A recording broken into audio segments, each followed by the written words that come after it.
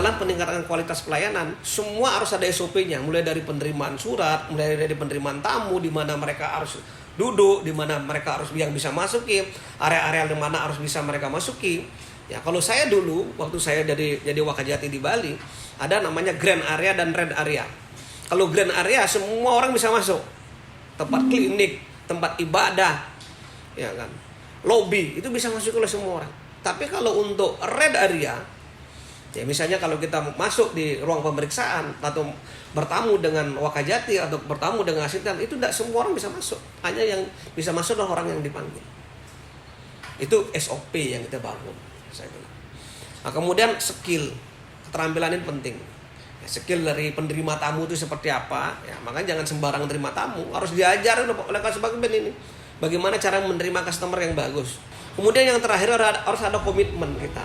Komitmen kita untuk terus memperbaiki secara kontinu bagaimana pelayanan publik ini menjadi lebih bagus ke depannya. Yang bisa saya klasifikasikan dalam pelayanan publik di kejaksaan itu ada 4 Pak. Ya, satu adalah pelayanan administratif.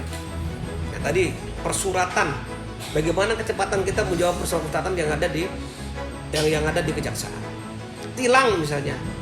Kapan mereka tilang setelah dilakukan proses peradilan itu kita harus mendapatkan kembali hak-hak daripada pelanggar. Ini penting ini. Jangan sampai didiemin.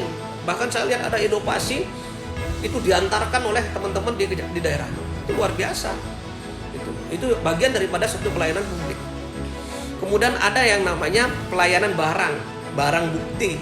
Kalau di kita ini pelayanan barang itu ya bisa mengantarkan barang bukti, merawat barang bukti, ya itu termasuk pelayanan barang. Jangan sampai barangnya bagus, begitu dikembalikan rodanya nggak ada.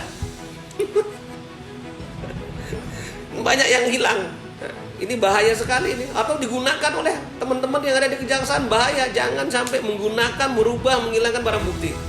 Kalau itu sampai terjadi di daerah, selesailah. Tanggung jawabnya kasih gedung dan kasih barang bukti, termasuk juga pimpinan satker. Kemudian ada namanya pelayanan jasa.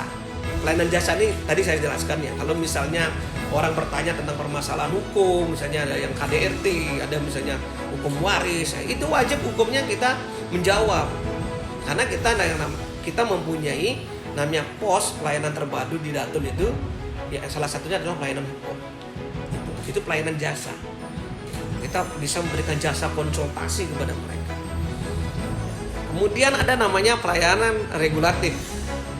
Regulatif itu ada namanya legal opinion, ya, ada yang namanya legal assistant. Ini pelayanan yang diberikan berdasarkan peraturan perundang-undangan, berdasarkan kebijakan dari pimpinan, termasuk penerapan RJ, pembuatan rumah restoratif, termasuk pembuatan rumah rehabilitatif. Kemudian yang terakhir, yang paling penting adalah orientasi pelayanan publik. Apa sih orientasinya kita melakukan satu pelayanan kepada masyarakat? Ini penting. Pertama adalah harus punya visioner. Jadi semua yang melayani dari tingkat tataran PTSP sampai kepada tingkatan pimpinan satker harus punya visioner. Bagaimana kita melakukan peningkatan pelayanan. Kemudian inovasi-inovasi terus ditingkatkan. Untuk apa? Inovasi yang seperti apa?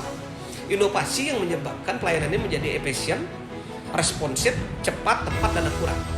Itu yang paling penting. Jangan buat satu inovasi, ya, tetapi kita nggak tahu manfaatnya, gunanya nggak tahu.